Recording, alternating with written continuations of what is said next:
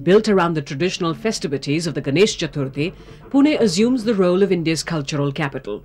No doubt the tribute to the elephant-headed god is the central focus, but around it is structured a spectacular pageant and a series of cultural and sports events that showcases the richness of the Indian heritage.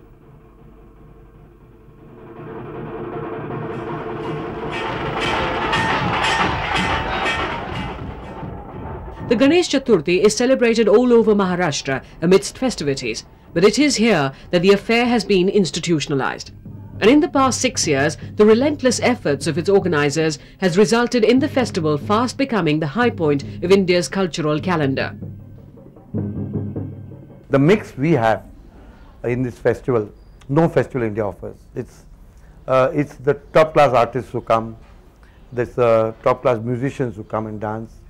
The Pune festival gives so much of variety for everybody, and everybody who's gone to the other festivals say that they've not seen anything like this anywhere.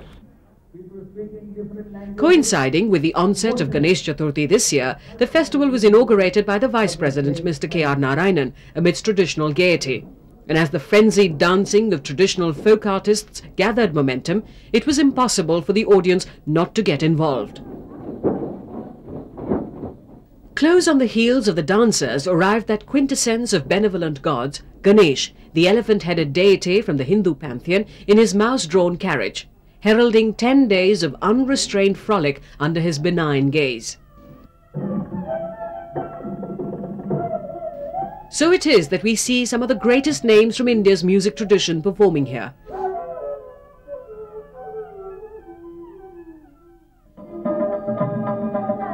Followed by some of the brightest stars from India's classical dance firmament.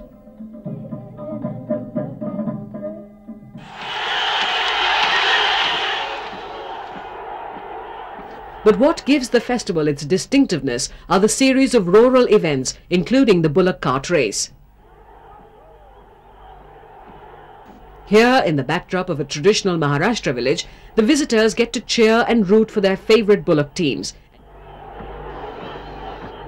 an event popular with the foreign tourist.